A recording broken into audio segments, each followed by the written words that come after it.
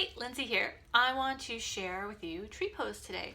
So tree is one of my all-time favorite balancing poses or balancing movements, and how we get into the pose I would say is more important than what the end result looks like.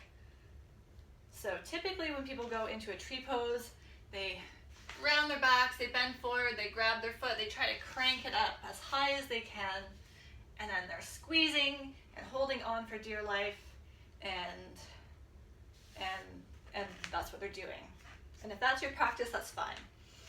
If you want to practice in a way that's a little bit more sustainable, that you can build some really nice strength and balance, then follow along. So we're going to begin by coming into a mountain pose, feeling the 3 points of the feet, the center of the heel, base of the big toes, and base of the baby toes. So we're setting our foundation for our balancing practice. Feeling steady through the feet and the legs, arms are relaxed, and breath is flowing really easily. Now we're going to start with the right leg, and just take a few rotations of your leg bone in the hip socket. And I think I have an earlier video that goes into this in a little bit more detail. And so the idea is we want to keep our pelvis, our hips still. So if the leg goes out and then our hips and our whole body go with it, then we're not really rotating anymore through our leg. We're, moving through our hips. So that's just why I say keep it small, keep it in the range that's available to you. And then so to take this movement now into tree, we're going to rotate the leg out, bend your knee, and slide your heel to ankle. So this might be your tree pose today. You've got the support on the ball of your right foot and your left leg, maybe holding on to something.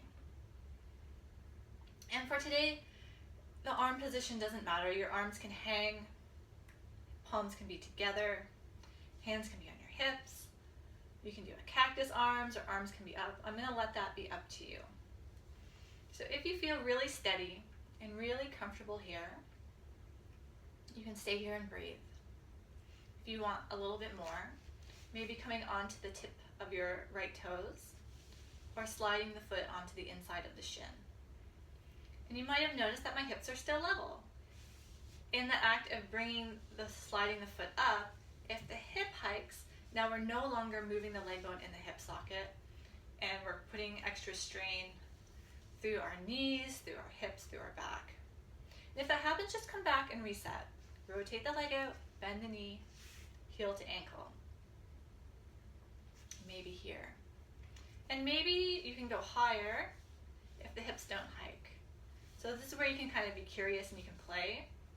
And then if the hip hikes up, you just come back and reset, and then you know you've gone too far previous time.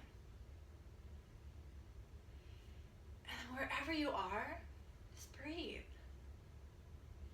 Feel the little wobbles through your standing foot, your ankle, your leg, maybe your torso swaying a little bit.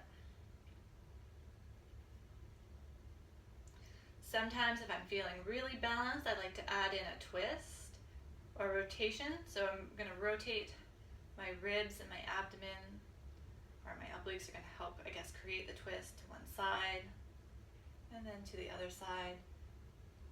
And my hips are staying neutral, my legs are staying neutral.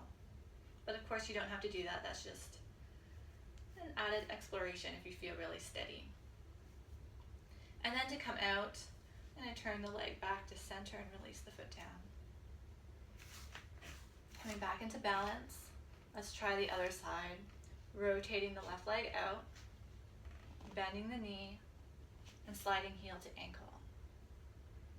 Feel free to stay here. Pay attention to level hips if you decide to go further and slide your foot up the leg. Taking the arm position of your choice. Notice your breath. Easy breath, don't hold it.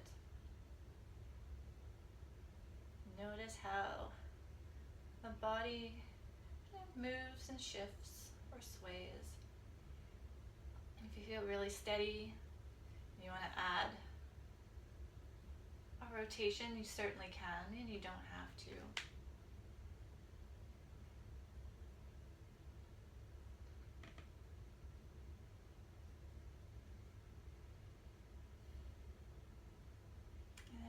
had enough, your body will be screaming at you. You might feel the back of your calf, maybe in your bum or the back of your leg somewhere. Turn your leg to center and release. So there you go, standing tall, noticing how you feel through your legs. There might be more kind of awareness, more presence in the legs. Maybe you feel more connected with your feet, just feeling a little bit more stable and grounded overall. So I'd love to hear about your experience. If you have any questions, feel free to reach out to me. I'm always happy to clarify anything that didn't make sense to you. Happy exploring and have a great day.